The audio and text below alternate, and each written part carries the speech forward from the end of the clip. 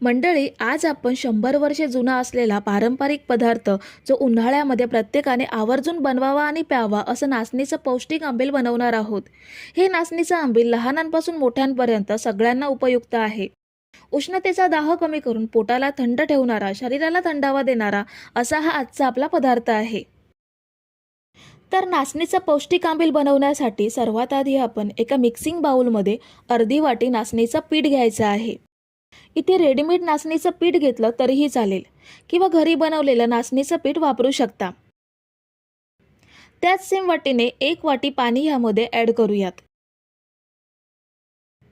आणि हे पीठ छान मिक्स करूयात। पीठ एकसारखं ढवळून घ्यायचं। पिठाचे अजिबात गुठळे राहता नाहीत।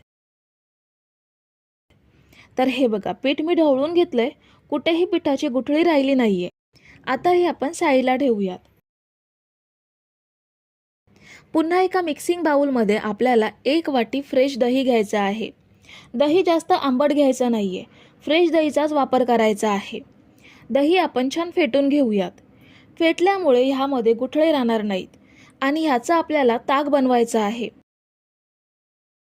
थोडा वेळ असंच दही फेटून घेतल्यानंतर 1 वाटी पाणी यामध्ये ॲड करूयात आणि दहीमध्ये व्यवस्थित एकजीव करून घेऊयात। तर हे बघा, आपलं छान असं ताक तयार आहे। दही फेटून त्यामध्ये पाणी ॲड करून आपण ताक बनवून घेतलंय। आता गॅसवरती मी छोटं पातेलं ठेवलंय। ह्यामध्ये आपल्याला 2 वाटी पाणी घ्यायचं आहे। पाणी घेतल्यानंतर ह्यामध्ये 1 मिरची बारीक कापून घेतली आहे, ती घेऊयात।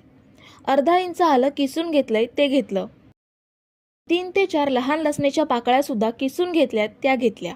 अर्धा चमचा जिरे पावडर घ्यायची आहे। सगळं साहित्य ॲड केल्यानंतर ह्यामध्ये आपण जे नाचणीचं पीठ मिक्स करून ठेवलंय ते ॲड करूयात आणि पाण्यामध्ये व्यवस्थित मिक्स करूयात। आता चवीनुसार अर्धा चमचा मीठ ॲड करायचं आहे आणि हे मिश्रण आता मंद ते मध्यम आचेवरतीच ढवळून थोडंसं घट्ट करून घ्यायचं आहे। हे मिश्रण सतत ढवळत राहायचं, नाहीतर याचे गट्टे होण्याची शक्यता असते। सतत ढवळत राहिल्यामुळे हे तळाला चिकटणार सुद्धा नाही आणि याचे गट्टे सुद्धा होणार नाहीत। तर साधारण 2 ते 3 मिनिटातच हे दाटसर होत आलंय। आपल्याला हे आंबील पिण्यायोग्य ठेवायचं आहे, त्यामुळे हे एवढंच घट्ट करूयात। गॅस बंद करून ह्यामध्ये थोडीशी बारीक चिरलेली कोथिंबीर ॲड करूयात आणि छान मिक्स करून घ्यायची आहे। हे नाचणीच्या पिठाचं मिश्रण आपल्याला थोडं थंड करून घ्यायचं आहे, म्हणजे पूर्ण थंड करायचं नाहीये। तर 5 मिनिटं असंच ठेवूयात आणि ह्याची वाफ जाऊ द्यायची।